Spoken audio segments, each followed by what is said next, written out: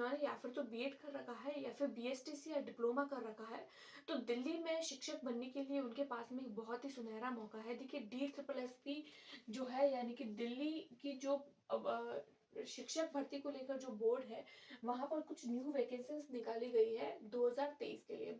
सबसे पहले तो मैं आप लोगों को बताऊं कि 2 से 3 दिन पहले आप लोगों को एक जो है वो नोटिस सर्कुलेट हुआ होगा, वो आप लोगों को देखकर पता चल गया होगा कि हाँ, अब जो DSSSB की जो वेबसाइट है वो अभी एक्टिव है, और कुछ ही दिनों में आप लोगों को ऑफिशियल वेबसाइट पर भी उसका जो नोटिस है, वो ओरिजिनल नोटिस आप लोगों को देखने को मिलेगा। उस नोटिस में आप लोगों को जो है वो DSSSB की ओर से टीचिंग और नॉन टीचिंग दोनों फील्ड में आप लोगों को वैकेंसीज देखने को मिलेगी।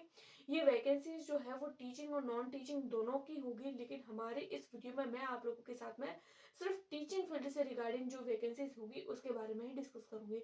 नॉन टीचिंग के बारे में है, उसको जो है वो आप लोग अगली वीडियो में मैं आप लोगों के साथ में शेयर कर दूंगी, राइट।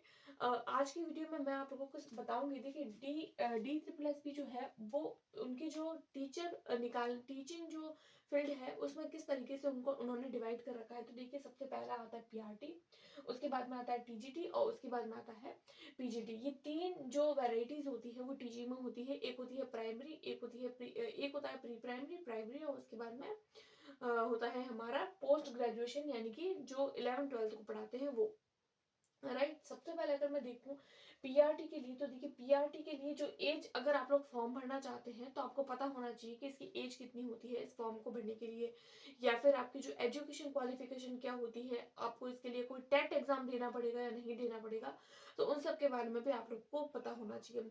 तो देखिए, अगर आप लोग पीआरटी के लिए फॉर्म भरना चाहते हैं तो आप लोग को सबसे पहले तो आपकी मैक्सिमम जो एज है वो 30 ईयर होनी चाहिए। यानी अगर आप लोग 30 एज से ज्यादा के हैं तो आप लोग इस फॉर्म के लिए अप्लाई नहीं कर सकते हैं। उसके बाद में आप लोगों की क्वालिफिकेशन, तो आप लोगों को जो है वो या फिर तो डिप्लोमा के साथ साथ में आपको सीटेट का पेपर 1 आपके पास में होना चाहिए। अगर आपके डिप्लोमा है, सीटेट का पेपर 1 नहीं है, तो आप लोग पीआरटी के लिए एलिजिबल नहीं है। तो अगर आप लोगों ने अभी तक भी सीटेट पेपर 1 पेपर 2 अगर आप लोगों ने क्वालिफाई नहीं किया है, तो इस बार वाला जो एग्जाम अगर आप लोगों ने फॉर्म भर रखा है तो इस बार वाला एग्जाम देके आप उसको क्वालिफाई कर सकते हैं, क्योंकि जल्दी ही आप लोगों को पीआरटी और टीजीटी के लिए वैकेंसीज देखने को मिलेगी। उसके बाद में हम लोग देखते हैं टीजीटी के लिए भी सेम होता है, इसमें भी 30 ईयर और इसमें भी 30 ईयर। इसके लिए चाहिए, देखिए अगर आप लोग ट्रेंड ग्रेजुएट टीचर बनना चाहते हैं तो इसके लिए आप लोगों को एक तो ग्रेजुएशन चाहिए, ग्रेजुएशन के साथ साथ में आपको बीएड और साथ ही साथ आप लोगों को सीटेट का पेपर 2 चाहिए। देखिए, सीटेट का पेपर 1 पेपर 2 आप लोगों के लिए बहुत जरूरी है, तो आप लोग सबसे पहले सीटेट पर फोकस करिए। उसके बाद में आप लोग केवीएस DSSSB या फिर और भी कोई जो स्टेट का एग्जाम है तो आप उसको आसानी से दे सकते हैं। उसके बाद में तो देखिए पेपर 1 इसके लिए, पेपर 2 इसके लिए। उसके बाद में आता है पोस्ट ग्रेजुएट टीचर।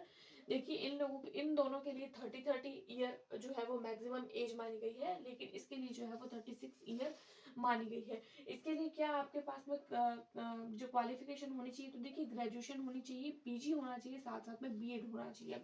यानी कि इस वाले में आप लोगों को टीजीटी के लिए आप लोगों को पोस्ट ग्रेजुएट नहीं चाहिए, और इस पीजीटी के लिए आप लोगों को पोस्ट ग्रेजुएट चाहिए। इसके लिए आप लोगों को पेपर 2 चाहिए, बट इसके लिए आप लोगों को सीटेट का पेपर क्वालिफाई करना ऐसा जरूरी नहीं है, कंपलसरी नहीं होता है।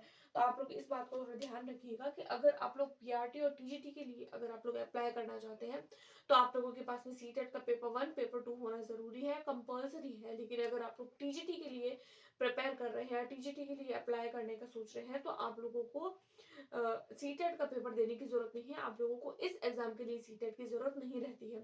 उसके बाद में हम देखते हैं कि हमारे पास में हाल ही में एक नोटिस आया है, उस नोटिस में आप लोगों को कौन सी वैकेंसी देखने को मिली है। तो देखिए, उसमें आप लोगों को जो है वो पीजीटी की वैकेंसी देखने को मिली है, क्योंकि देखिए DSSSB जो होता है वो अपनी एक साथ कभी भी बम्पर भर्ती नहीं निकालता है, वो हमेशा टुकड़ों टुकड़ों में निकालता है।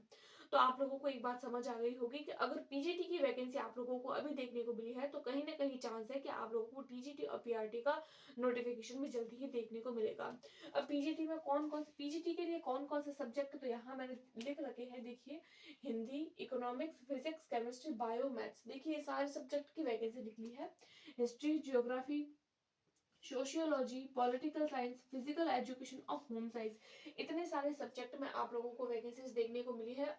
जिस भी सब्जेक्ट में आप लोगों ने पोस्ट ग्रेजुएट करा है, इस मान लीजिए अगर आप लोगों ने इकोनॉमिक्स में पोस्ट ग्रेजुएट करा है तो आप लोग इकोनॉमिक सब्जेक्ट में पीजीटी के लिए जो है वो अप्लाई कर सकते हैं। देखिए यहाँ पर सब्जेक्ट तो बहुत सारे हैं, लेकिन अगर मैं बात करूँ यहाँ पर वैकेंसी की, तो देखिए वैकेंसी जो है वो हमारे पास में बहुत ही कम है, क्योंकि डी ट्रिपल एस भी जो होता है उसमें भी केवीएस की तरह वैकेंसी निकलती है, बहुत ही कम निकलती है। लेकिन अगर आप लोगों के एक बार एग्जाम जो है वो निकल जाता है तो वो बहुत ही अच्छी क्वालिटी का एग्जाम है, बहुत ही हाई लेवल का पेपर आप लोगों को देखने को मिलेगा। उसके बाद में आप लोगों को जॉब भी इसमें बहुत ही अच्छी और हाई लेवल की देखने को मिलेगी। वैकेंसीज थोड़ी सी कम होती है, बट हाँ थोड़ी सी एफर्ट मांगता है, थोड़ी सी प्रिपरेशन मांगता है। अगर आप लोग वो कर लेते हैं तो आप लोग पेपर को आराम से क्रैक कर पाएंगे। तो इतनी सारी वैकेंसीज आप लोगों को देखने को मिल रही है। अगर आप लोग जो है वो पीजीटी के लिए अगर आप लोग इन क्राइटेरियाज को हिट कर रहे हैं तो आप लोगों को जरूर फॉर्म भरना चाहिए, आप लोगों को जरूर प्रिपरेशन करनी चाहिए। अगर आप लोगों की पोस्ट ग्रेजुएशन नहीं है तो आप लोग पेपर सीटेट कर लीजिए और आप लोग पीआरटी और टीजीटी के लिए अप्लाई कर सकते हैं, जिसकी वैकेंसीज आप लोगों को जल्दी देखने को मिल सकती है। उसके बाद में हम देखते हैं कि अभी और एक नर्सरी टीचर की वैकेंसी जो है वो डी ट्रिपल एस ने निकाली है। उसमें आप लोगों की क्वालिफिकेशन क्या होनी चाहिए, आप लोगों के पास में एनटीटी का सर्टिफिकेट होना चाहिए, यानी कि जैसे कि यहाँ डिप्लोमा होता है, यहाँ ग्रेजुएशन है, उसी तरीके से आप लोगों का यहाँ पर एनटीटी होना जरूरी है। देखिए नर्सरी टीचर के लिए आप लोगों को जो वैकेंसी है, नंबर ऑफ वैकेंसी वो 1455 यानी कि 1455 आप लोगों को वैकेंसीज देखने को मिल रही है। तो फिर ये जो है वो डी ट्रिपल एस पी ने जो भी अपना नोटिस निकाला है उसके उसमें तो आप लोगों को इतनी जानकारी दी गई है। ये जो चार्ट है वो आई थिंक आप लोगों को समझ आ गया होगा। और अभी नेक्स्ट वीडियो में, यानी एक और वीडियो में आप लोगों के साथ में बनाऊंगी, उस वीडियो में मैं आप लोगों के साथ में शेयर करूंगी कि आप लोग डी ट्रिपल एस पी के लिए किस तरीके का पैटर्न रहता है एग्जाम का, आप लोग किस तरीके से उसको प्रिपेयर कर सकते हैं। पैटर्न सबसे पहले आप लोगों को जानना जरूरी है, क्योंकि हम लोग प्रिपरेशन तो स्टार्ट कर लेते हैं लेकिन उसका जो पैटर्न होता है वो आप लोगों को समझ नहीं आता है। तो फिर आज की वीडियो में तो इतना ही, मिलते हैं अगली वीडियो में। आई होप सो आपको ये वीडियो पसंद आई होगी। अगर आप लोगों को वीडियो पसंद आई है तो प्लीज वीडियो को लाइक करें। अभी तक अगर आप लोगों ने चैनल को सब्सक्राइब नहीं किया है तो चैनल को सब्सक्राइब जरूर करें और अपने दोस्तों के साथ में भी जरूर शेयर करें। Thanks for watching.